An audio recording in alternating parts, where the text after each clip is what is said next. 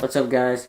Today will be week 9 recap, week 8 recap, and week 9 predictions. Before I get into that, I just want to say something. Now, I usually do my recap and predictions on Tuesdays, right after Monday Night Football. I would do it on Mondays, but we still have Monday Night Football, so that's the reason why I have to wait an extra day. And I wanted to start doing something on Thursdays as well, and by that, I would like if you want me to talk about a topic football related, put it in the comments and I'll talk about it on Thursdays. I just want to do something other than recaps and predictions because I don't think you should, it's fun to watch all the time because I know it kind of gets boring, but listening to someone else's predictions. So, I guess if you want my opinion on something football related, I would gladly answer it. So, let's get into week 8 recap. In week 8, I went 11-4 once again. I keep getting these double digits, and I'm happy about it. So, Thursday Night Football, Broncos and the Chargers.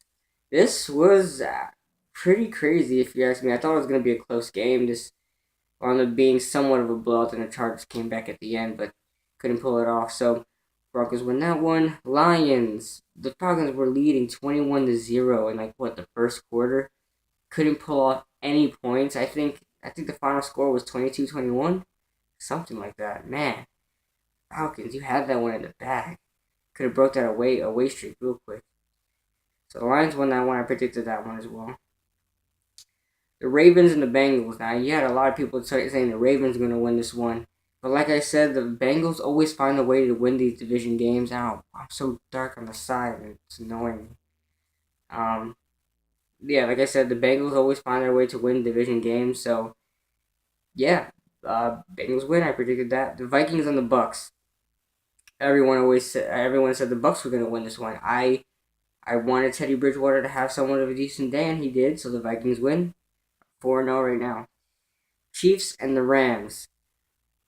I had some people say that the Rams were gonna win in some like ESPN or something like that, but try to pull up the upset, but that wasn't correct. So Chiefs win and they're home. Dolphins and the Jaguars. Nothing really to say about that. Dolphins win. Bills and the Jets. I predicted the Jets to win this one. Unfortunately, they completely lost any hope I had for them for this season. Totally, totally. So the Bills won this one 43-23. That's good job for the Bills. You're looking to win a wild card. Seahawks and the Panthers. This one was crazy, man. Low scoring game, 13-9. One touchdown was ever happened during that game. So Seahawks win by the skin of their teeth. Bears and the Patriots. Oh my goodness, blowout city. The Patriots win against the Bears, 51-23. Was it? Yeah, 23. I think that's 51 points, and that's not even the only 51-point game that happened this week. Look, high scoring games like with the Bills, 43 points. The NFL is evolving definitely. Texans and the Titans. No one cares. But Texans win. It was a divisional game, so I guess they needed it. Eagles and the Cardinals. This was I couldn't watch this game, but this was a nice game. Cardinals win this one, help us out a little bit, and the Eagles are 5-2. The Raiders and the Browns. Browns win this one as I predicted. Good job, Browns. Now I'm 11-1. Now here's where it gets ugly for me. The Colts and the Steelers. I predicted the Colts would win as everyone else did, but the Steelers wound up blowing them out. Well, not blowing them out because they were on it too. 51-44. That's a high scoring game. And congratulations to Ben Roethlisberger for almost breaking the record for passing yards in a single game. 522. I think he had to be like 560 something. Almost there. 567 was it? I don't know. Saw it on TV. I can't remember. But, also, he's the only quarterback in history to have multiple 500-yard games. So, congrats to him on that one. Packers and the Saints. I predicted the Packers were going to win, but as you can see, I almost.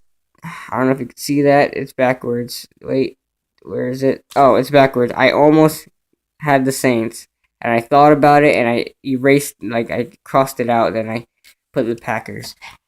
Oh man, if only I stuck with it. The Packers didn't look good.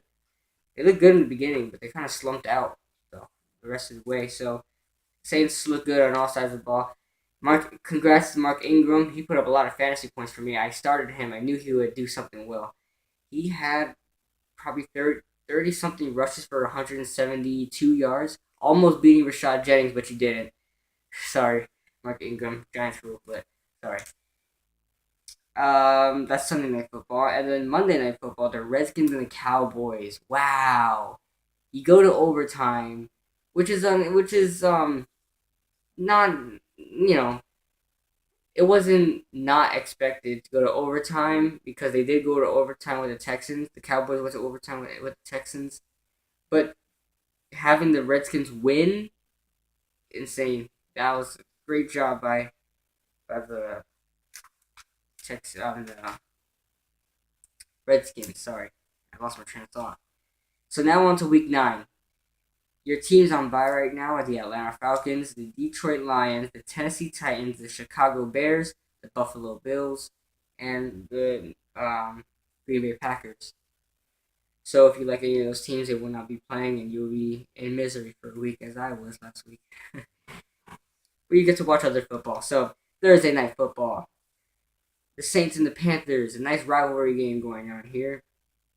The Saints are on the road on this one, but I think they know the Panthers enough to beat them. I know what happened in Atlanta, and that sucked.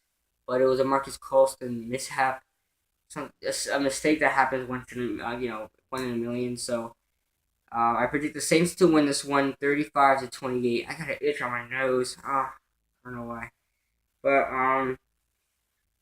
the Jags and the Bengals. There's not really much to say here. I predict the Jaguars. Wow. I predict the the Bengals to win 27-9.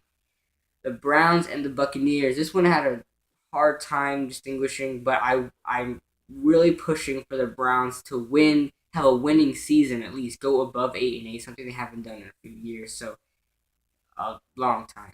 So I want the Browns to win 20-17. The Chiefs and the Jets. The Jets right now are starting Michael Vick. I don't know if that's going to be a good thing or bad thing because I haven't seen enough from Michael Vick. Right now, all I've seen is an older version of Geno Smith. So, don't expect the Jets to put up barely any points. If they put up a touchdown, it's going to be a running back touchdown. And a field goal as well. So, I predict the Chiefs to win 24-10. The Chiefs even might score more because of the terrible secondary that they have, and an offense can't stay on the field. So maybe even more points to 24, but right now it's 24-10. The Cardinals and the Cowboys. Wow, Cardinals, you need to help me out on this one. Make the Cowboys lose again. Cowboys don't really have the home field advantage. It's not only the crowd; it's just they don't play well at home. So, I mean, they did beat us, but it's us we're talking about, the Giants. But still, I think the Cardinals are going to win this one on the away game, 26-24. Chargers and the Dolphins. I believe this one is going to be a close game, and I believe the last touchdown is gonna win this game. I believe they're gonna win. The Chargers will win this one, 24-17, because Dolphins been sticking up with all their opponents. Really, I don't think they've ever got blown out. I'm not mistaken. Don't quote me on that. Eagles and the Texans. I predicted the Eagles gonna win. Not that I was thinking about it too much. I kind of lost my train of thought again, but I predicted the Eagles gonna win this one, 30-21. I'm actually liking the Texans a little bit more and more every week they win, but every time they lose, I kind of say, "Oh, there's the Texans from last year." So we'll see. Ryan Fitzpatrick wasn't a bad quarterback choice. Sorry for predicting otherwise. Redskins and the Vikings. I think the Redskins are going to start RG3 this week. He was questionable last week, well, yesterday against the Cowboys, and he was practicing with them. So I believe RG3 will play. And if he does, then I believe the Redskins are going to win this one. They're on a pretty nice streak. They might even get ahead of us this week if we lose against the Colts. So I predict the Redskins to win 20-7 because Teddy Bridgewater and his offense are not clicking. The only reason why they won against the Bucks is because of that defensive touchdown by Anthony Barr, which is a great play by him. 49ers and the Rams. This is going to be a close game as well. I predict the 49ers to win 23-21. Broncos and the Patriots. Everyone's going to watch this game, of course. I would rather have this game on Sunday Night Football than the Ravens and the Steelers, but Broncos win this one, I believe, to get his redemption from last year. 40-36, high scoring game. Raiders and the Seahawks. Why is this even a 4 o'clock game? Are you serious? It's like, really, man. Seahawks will win this one, 44-13. Sunday Night Football, Ravens and the Steelers. This is also going to be a close game. Steelers I love their running backs. I love all of the AFC North running backs like Ravens, Justin Forsett, and that other guy with that hard last name to pronounce. One-two punch. The second 1-2 punch. Giovanni Bernard and Jeremy Hill. They're amazing.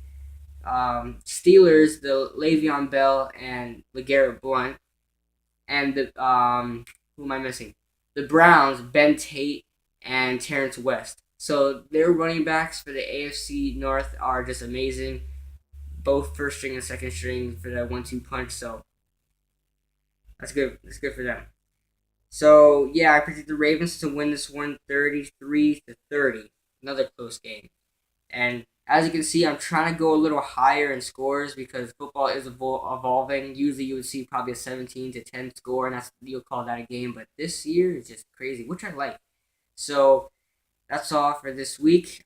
Join me in Let's Talk Giants after this video. So see you guys later.